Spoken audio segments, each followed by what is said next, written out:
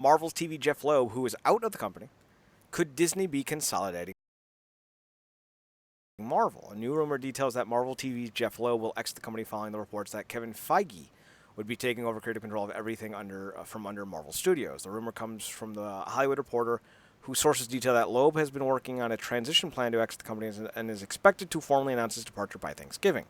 Their source said that Loeb has been preparing to leave well before the October 15th news that Kevin Feige has been elevated to Marvel's chief creative officer. This rumor comes after a number of reports that Marvel Studios boss Kevin Feige would assume creative control of Marvel's publishing, creative, and editorial decisions. Those reports indicate that Marvel Entertainment president Dan Buckley would report to Feige and Marvel Studios. So if you wanted any more of an idea how fucked the comics division are, they will now answer to Feige. Oi. Deadline specifically reported it's expected that all the creative execs in publishing will report to Buckley. And Buckley will now be the underling behind Feige. Under Feige. Not only would Marvel Comics report to Feige, but so would Marvel TV and Marvel's animated division, Marvel Family Entertainment. Excuse me. Marvel noted all of these company all of the company's key creative executives across film, TV, and publishing report to Feige. Feige's oversight will extend to the overall creative direction of Marvel's storytelling and content creative platforms. Fucking A. This is a wordy piece. Not only does Loeb's rumored exit comes after it reports Feige would assume the role of chief creative officer in Marvel, but it comes after Marvel TV canceled the recently announced Ghost Rider spin-off show starring Diego Luna, which was expected to air on Hulu. So we're going to just parlay this with the next story. Cloak and Dagger has been canceled by Freeform.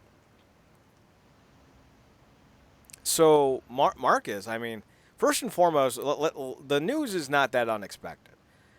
With the exception of Agents of S.H.I.E.L.D., which I think is mostly survived due to the fact that it's being ran by, or at least was ran by, Joss Whedon's brother. Do you, it's pretty obvious that these TV shows have been failures. No one's watching The Runaways. Agents of S.H.I.E.L.D. is kind of on its last legs. I think they've even announced a final season for them. Agent Peggy Carter didn't get out of 2 seasons. The Inhumans was a monumental disaster. Cloak and Dagger, no one watched. Mostly because I think a lot of it had to do with the fact that it was just another teen drama, while Cloak and Dagger themselves as characters were much older when the series really got going. So, what's your thoughts? Is this the right move, you think? Yet to be seen. It looks, I mean, I would imagine it is, just because, despite, for certain fandoms that's been built around these shows, for these shows, and et cetera, and little stuff here and there on Twitter about it, that doesn't always lend itself to huge ratings just because something's trending. I know that's the bar which we measure whether or not something is successful these days or whether it's trending or not. But that doesn't always translate to these huge, staggering numbers in the long run. And it's really just what you said about a lot of those shows. And I've watched all of them. Well, no, I lie. I did not watch. I watched like a few episodes of Runaways, fell off that, and I've never watched an episode of Cloak and Dagger. But everything else I pretty much watched. I sat through Inhumans. I think Agents of S.H.I.E.L.D., aside from the Marvel Netflix, is probably the show that's done the best in terms of setting its own tone after being treated like the redheaded stepchild at larger MCU. Mm-hmm.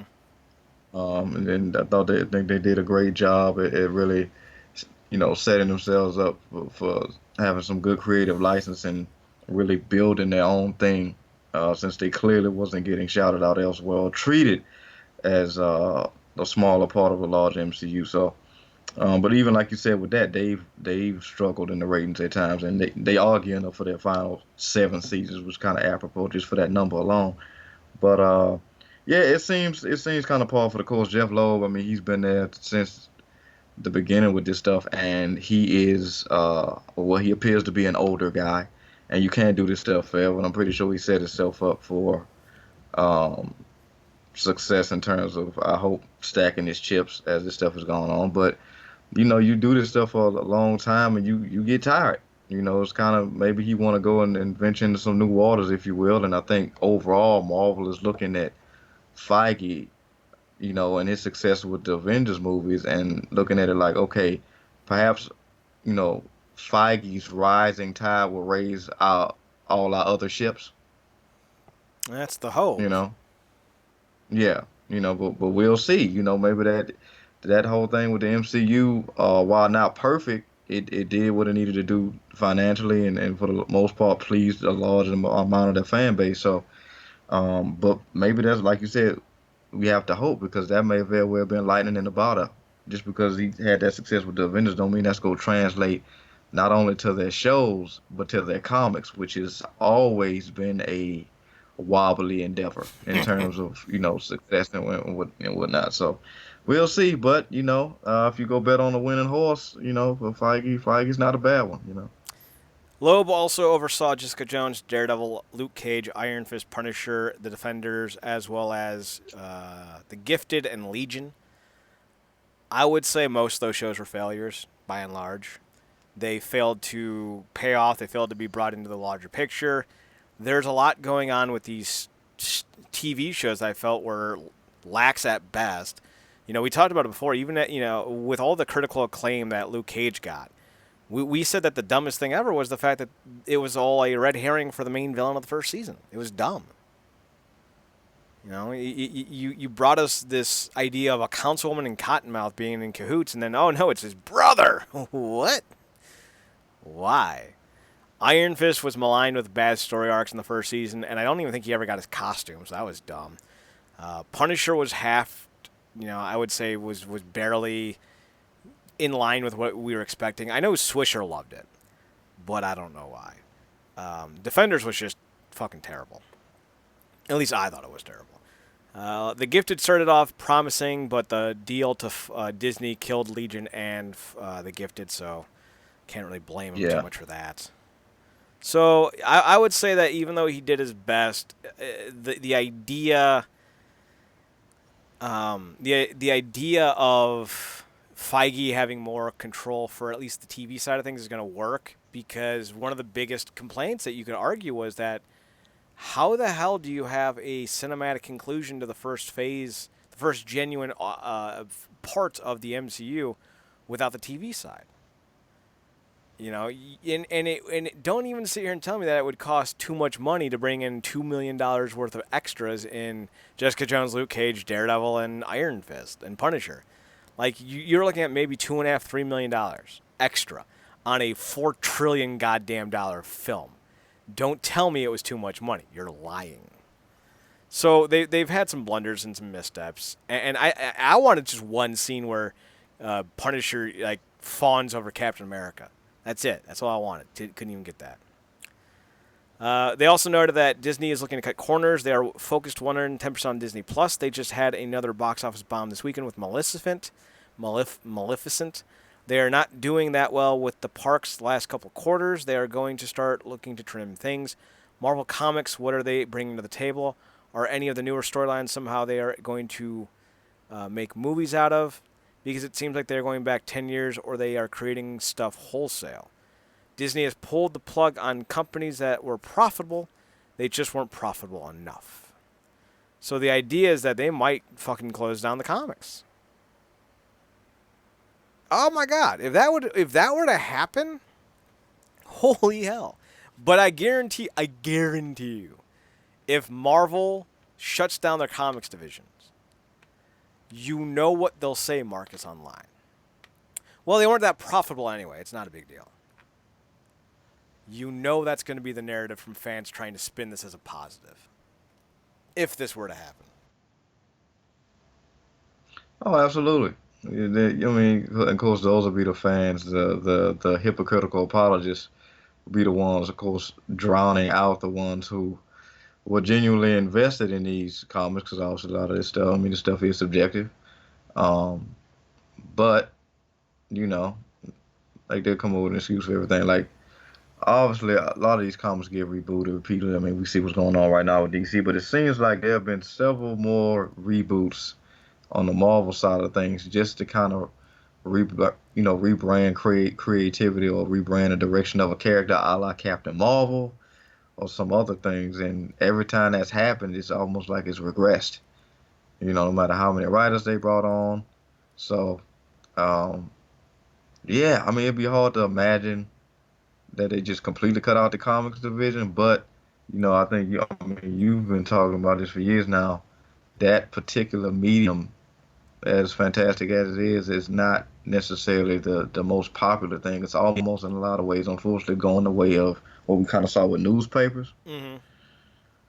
which sucks, completely sucks because the comics is the core of which everybody's, the ship everybody's jumping on now stands on when it comes to the superhero boom that we're seeing in cinema. So uh, I don't know.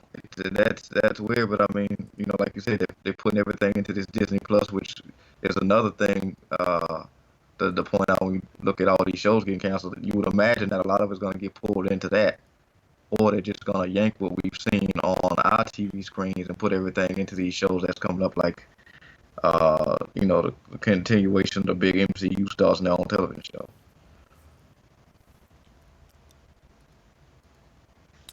So you bring up some good points. And the one thing that I think is really noticeable about all this is, by and large, to cancel the comics division would be to infuriate fans. Because while the biggest selling comic may only be, I don't know, 200,000 purchases, there's still a lot of people reading comics. And you cannot afford bad publicity. And there's no way, I think, by and large, you can truly get away with closing the comics division without upsetting the fan base by and large. I think fans would be beyond upset. The problem with the comics division is that they are constantly ignoring, and they're doing what Star Wars did. They're looking at their readers, the readerships, and they're seeing too much of a specific demo. And because they're trying to pitch this idea that Marvel's all-inclusive and fan-friendly and all this stuff, one of the things that's popping up is this desire to increase the fan base in a different segment. But in doing so, they aren't smart enough as a company to realize that you can do it without costing yourself another portion of the fan base. Kathleen Kennedy was infamous for doing this with the Star Wars brand, saying that she doesn't want white men to be the prime focus for Star Wars. But that's who historically has been watching the franchise. And now you're basically telling people flat out that you as a fan is no longer important. That's partly what Marvel's been doing as well by doing things like tell me about my feminist agenda. That's rubbing people the wrong way because in today's political climate, these self-identified politics are just rubbing people everywhere the wrong way, no matter who you fall in line with. We want less politics and less divisiveness in our entertainment, and Marvel seems to be hell-bent on forcing it even more so when it's proven to not be effective.